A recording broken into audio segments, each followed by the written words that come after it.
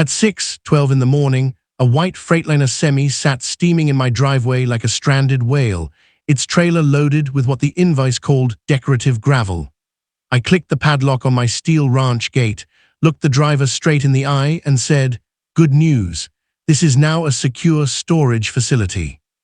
Behind him, HOA President Tamsin Kettle waved from the sidewalk like she'd just delivered a fruit basket. "Consider this your compliance gravel," she chirped in that sing-song voice of hers. The driver tried to leave. The gate didn't budge. His horn blared. A flock of crows in my oak tree seemed to cheer in agreement. I saw the exact moment realization hit him. His eyes darted from the locked gate to Tamsin and then back to me. This was going to be a memorable Monday. My name is Marcus Bell. I'm a GIS analyst who enjoys espresso, silence, and the patch of weeds behind my ranch-style house in Alder Trace that I proudly call a native meadow. I read bylaws the way others read mystery novels, and my filing system could make a law clerk weep with joy. Enter Tamsin Kettle, our HOA's reigning clipboard queen, who seems to believe God invented cul-de-sacs just to showcase her authority. The woman carries a laminated copy of the HOA covenants in her purse, the way normal people carry photos of their grandchildren. We had history. She once fined me for non-compliant fauna, which turned out to be honeybees pollinating my vegetables. Another time, she cited me for improvised flags. It was a kite my nephew left in the yard. She even accused me of using seditious mailbox font. It was Courier. Apparently, only Arial and Times New Roman are acceptable in her kingdom. I ignored her edicts, paid nothing, and planted milkweed, directly violating her precious landscaping code. Each fine went into a folder I titled Tamsin's Greatest Hits. She declared war with a gravel truck. It began with an email at 5:58 a.m. The subject line read, "Community Beautification Initiative," misspelling and all. That should have been my first warning. The email claimed that, as part of neighborhood improvement, gravel shall be placed on non-conforming lots. My lot was Exhibit A, complete with an aerial photo where my native plants were circled in accusatory red. Tamsin had hired a cut-rate hauler to dump 20 tons of gravel across my driveway and side yard. No permit, no consent, just pure spite dressed up as community service. I caught the driver backing up my driveway at dawn, the beeping loud enough to wake half the street. He handed me a bill addressed simply to homeowner. "I'm the homeowner," I said, "and I didn't order this." He gave me that universal shrug of subcontracted doom, the look of a man who's been through this before. "Lady said the HOA owns the easement," he muttered. "It doesn't," I replied. "I've got the survey to prove it." I locked the gate behind his truck, stepped aside, and started taking photos, VIN numbers, license plates, US dot markings, like a tourist at a truck museum. Every angle, every timestamp, meticulously documented. Tamsin strutted over, clutching her 3-ring binder like a shield. "We're improving your frontage, Marcus," she said, in that fake cheerful tone reserved for what she calls problem properties. Her smile looked ironed on. "I'm protecting my frontage," I replied, nodding toward the locked gate. The driver realized he was trapped between my fence and the hydrangea hedge. His face went pale. Tamsin's voice turned sharp, her sweetness evaporating. "You will open this gate immediately." I smiled, the kind of smile meant for people who confuse loudness with authority. "2 conditions," I said. "You remove the gravel and you sign a release of liability." She laughed, a harsh bark that echoed down the street. "I don't negotiate with homeowners who violate community standards." Then the horn blared again. Neighbors started emerging with coffee and popcorn.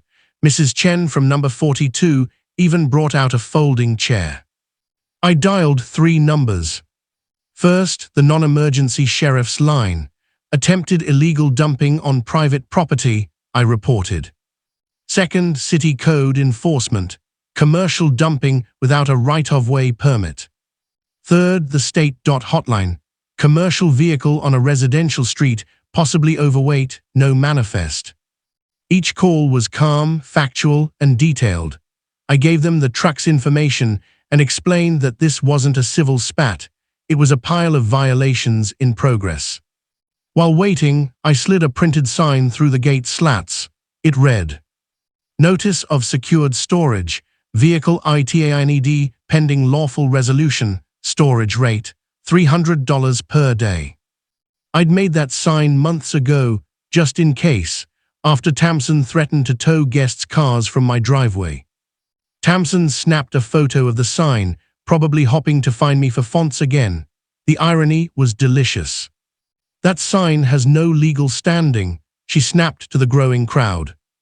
I just smiled and checked my watch. 7 minutes, exactly the response time I'd calculated. The sheriff's deputy arrived first, calm as a pond in July. He asked the driver for a bill of lading.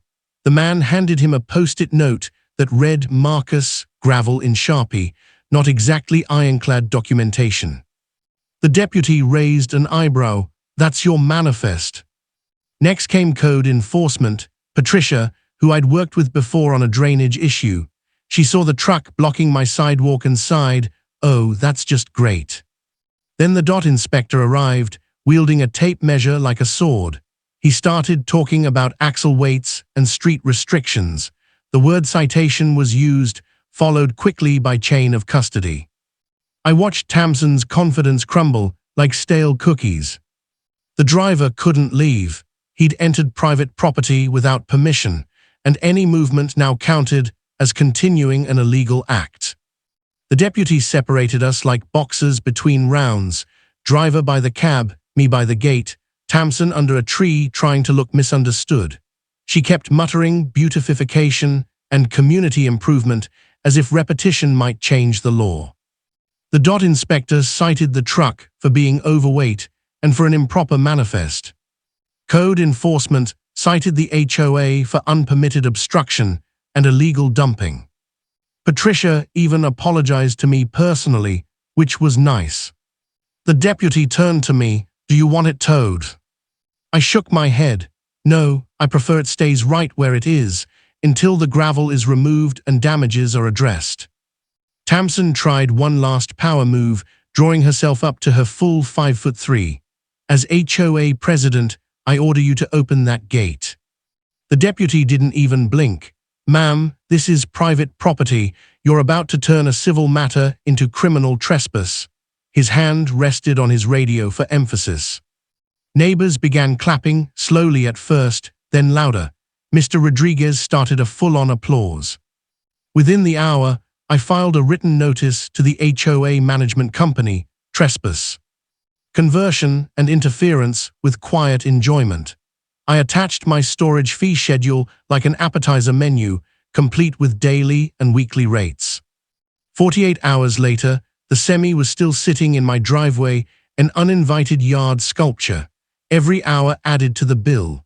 Perfectly legal when a vehicle occupies private property without consent and you've posted notice. My attorney confirmed everything. The trucking company called 6 times the first day, then their insurance called.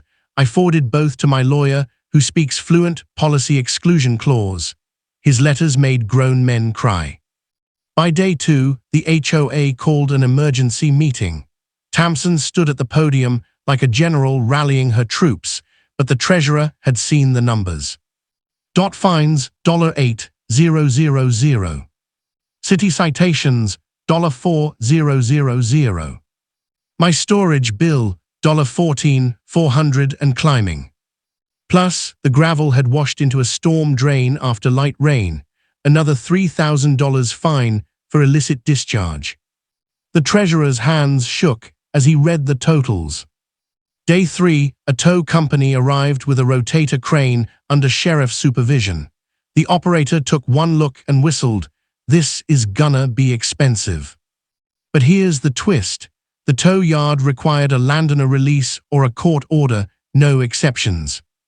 I folded my arms. "Before this vehicle leaves," I said, "the HOA signs 3 documents. 1, a confession of judgment for my storage fees. 2, a remediation agreement to remove all gravel and clean the storm drain. 3, a written apology acknowledging zero authority to dump anything on private property. Tamsin sputtered about presidential authority until the HOA vice president, a retired lawyer, whispered one word: bankruptcy. Her face went pale. She looked at the papers, at the crane, and at the neighbors filming with their phones. Hands trembling, she signed all 3 documents. I opened the gate.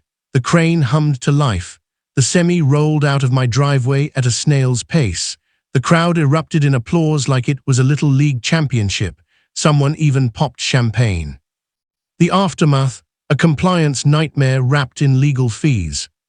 The HOA's insurance refused to cover intentional illegal acts. The board tried to impose a special assessment. Homeowners revolted. They voted no confidence and dissolved the entire board on the spot. Tamsin Kettle was banned from HOA leadership for 10 years. The city fined her $3,200 for authorizing unpermitted work on property she didn't own.